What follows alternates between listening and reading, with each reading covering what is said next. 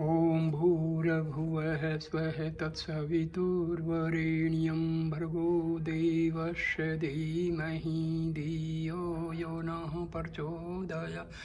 Om Shanti Shanti Shanti.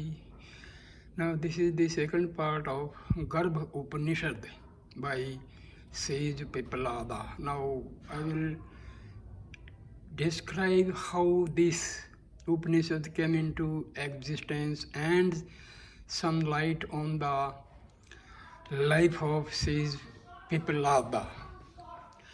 The first question concerns the date of the Grabha Upanishad. Since it is ascribed to Pippalada, we need to determine this sage's place in the Vedic tradition.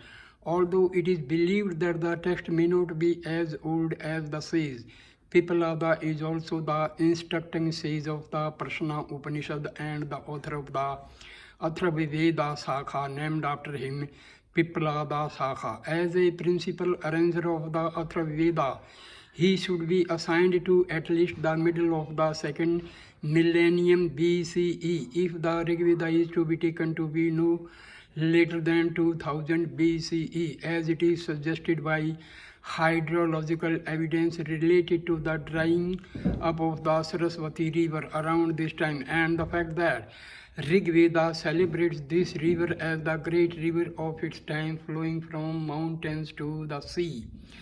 According to the Puranas, Pippalada was the disciple of Rishi Vedaparsa, and he instructed Yudhishthira in the significance of the Angavarta, which is based on a dialogue between Sukra and Virochana. The physiological knowledge in the Grabha Upanishad is consistent with that found in the oldest Upanishad. Like the other text, it speaks of recursion, but it does not list as many channels, veins and nerves as the other texts do. This indicates that this Upanishad may be older than what has been assumed.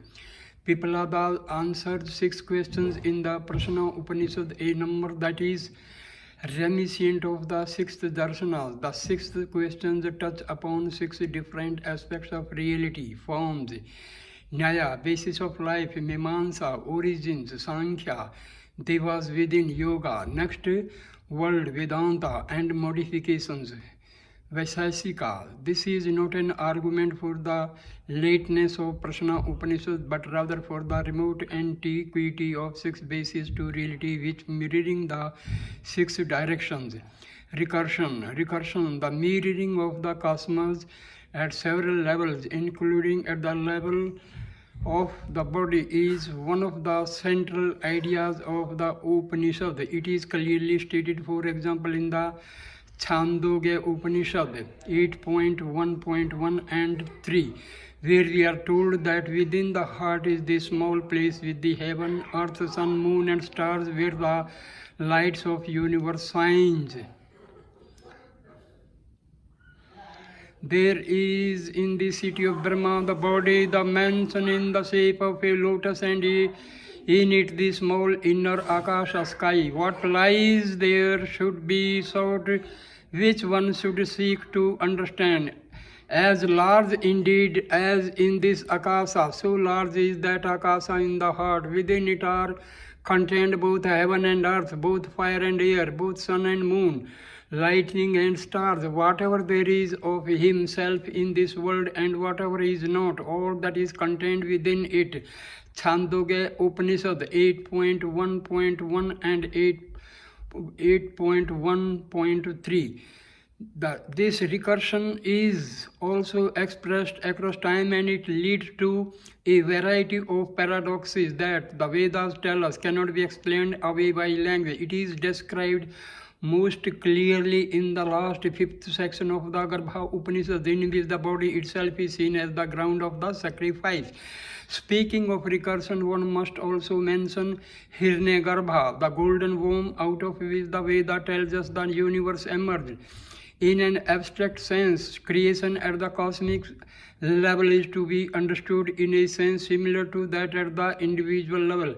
Physiology and consciousness. Now we consider the most interesting assertion that the body consists of 107 Marmas, weak spots, 180 surge or junction points, 109 sinews, 7,000 veins, 500 majja, muscle, 360 bones and 45 million hairs.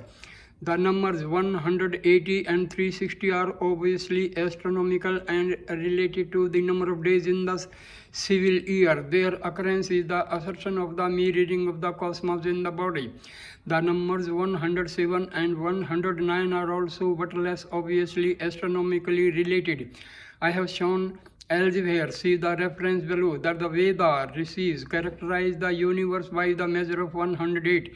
For it represents the distance to the sun and the moon from the earth in multiples of their respective diameters. If the body mirrored the universe, it will have 108 parts with 107 vulnerable joints, marmas, and 109 lashes to hold them together, sanayu.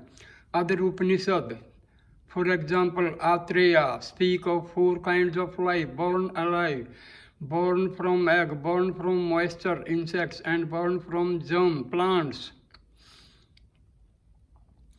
These are born of eggs, of wombs, of moisture, and sprouts, namely horses, cattle, men, elephants, and all creatures that there are that move or fly, and those that do not move. All these are guided by consciousness and supported by consciousness. The basis is consciousness.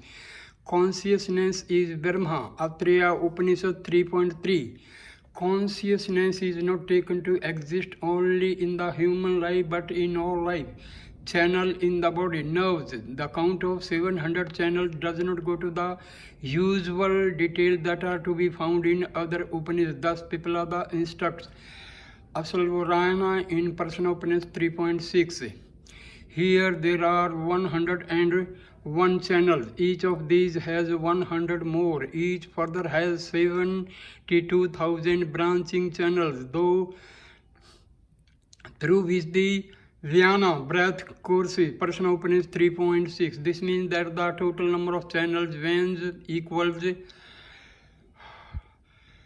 77 crore 27 lakh. No, this is 727210201. 72 crore 72 lakh 10,201. Of these, the most significant channel is the Susumna, through which Kundalini Jagran takes place.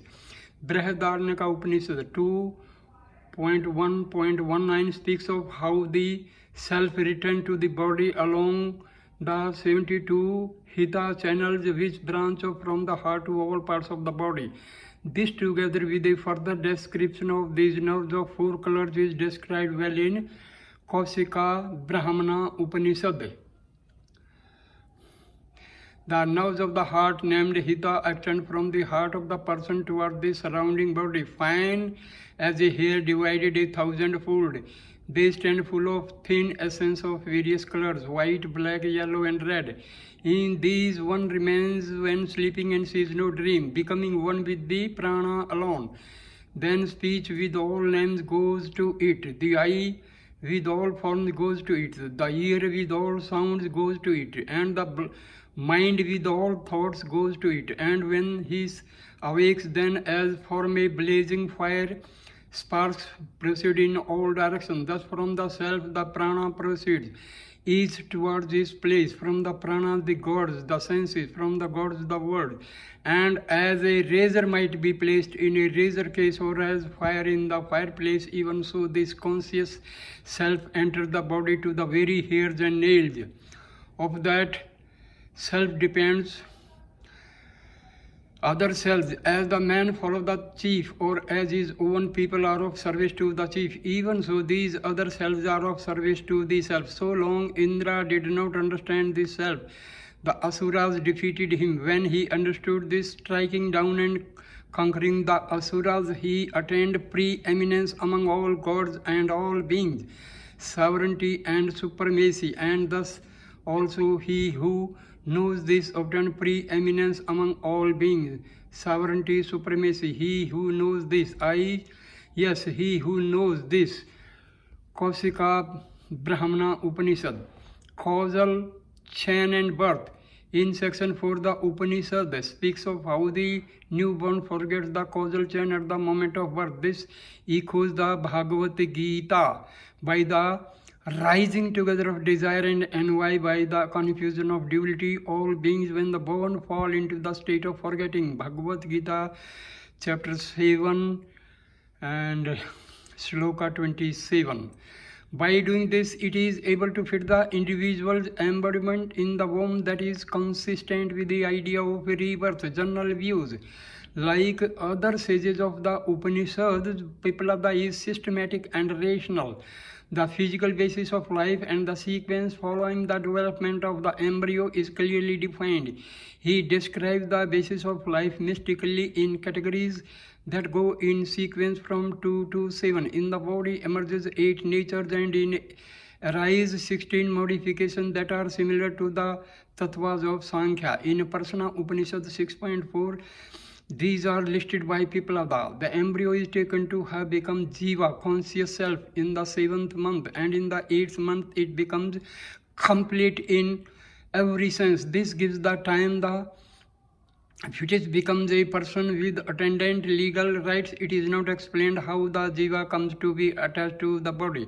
Although other passages indicate that Jiva resides in the heart recess, it also suffuses the entire body. Furthermore, its identity with the Purusha means that mysteriously it is the one with the entire universe. The distinction also implies the existence of the subtle body, Lingam. In the Sarasara Upanishad 7, the subtle body is defined as created out of the mind and other subtle elements that reside in the knot of the heart. The consciousness within this subtle body is called the knower of the field. The body is an instrument of the heart, but for it to be able to do what it can, must be free. This is moksha or mukti. Mass ratios. The conversion ratio in the last section of the Upanishad are from some Western philosophers' book. So here ends this part of Upanishad Grabha. Thank you, dear friends. Please like, comment and share this video and subscribe my channel. Thank you. Om Shanti Shanti Shanti.